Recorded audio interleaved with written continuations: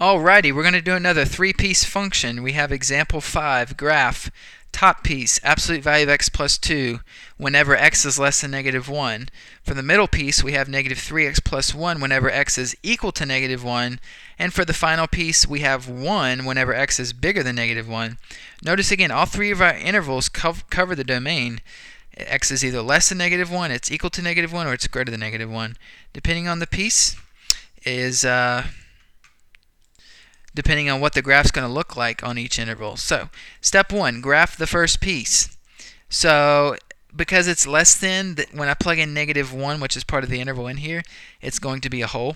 Negative 1 plus 2 is, wow, I totally screwed that up. Wow. It's not going to matter. The final answer is still going to be right. Negative 1 plus 2 is 1, folks. Don't listen to me when I put silly stuff like that on there. But absolute value of 1 is 1, so I'm going to have a hole at negative 1, 1.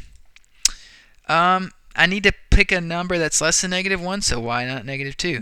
When I plug in negative 2 to my top piece, I get 0, and negative 2 is part of this interval, so I'm going to have a solid point in negative 2, 0. I went ahead and plugged in negative 3 as well. When I plug in negative 3, I get negative 3 plus 2, which is negative 1. Absolute value of negative 1 is 1. That's part of my interval, so I'm going to have a solid point at negative 3, 1. Now notice this does make a V shape when I plot all three of these, and it should. It's an absolute value function. However, there is a hole at negative 1, 1. So it's going to look like kind of like a backwards check mark. Alright, step 2 is to graph the second piece. And now we're going to graph, now we're going to graph this bad boy. There's only one value to plug in, and that's negative 1, right? I mean, there's nothing to the left and right of negative 1 because it's equal to. So just plug in negative 1. You get negative 3 times negative 1 is positive 3. Plus 1 is 4. It's going to be a solid point because negative 1 is equal to x. So solid point at negative 1, 4. And that's going to look like this. Again, it jumps from the first piece. This is the second piece, but that's okay. Step 3 is to graph the third piece. So f of x is equal to 1 whenever x is bigger than negative 1. Wow, let's take a look and see what that looks like.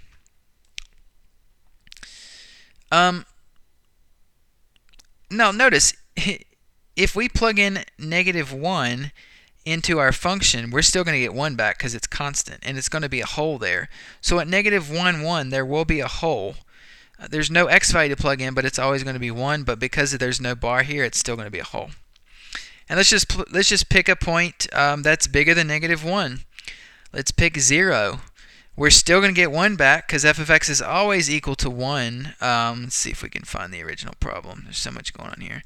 F of x is always going to be equal to 1 for the bottom piece. So when we plug in 0, it's still going to be 1. And it's going to be solid because 0 is bigger than negative 1. And that's all we need. We only need 2 points here because it's a line. It's a straight line. And it's going to look like this. Hole at negative 1, 1, solid point at 0, 1, and it's going to be, since it's y equals 1, it's going to be horizontal, and it's going to go forever to the right. And again, folks, we've just, we've plotted all three. Let's see if I can get a little bit further off of that. Make it look kind of like that. Okay. We've plotted all three pieces. It looks weird, but it's the piecewise function that they asked us to graph. Sometimes they come together, sometimes they don't. If you have any questions about this example, let me know.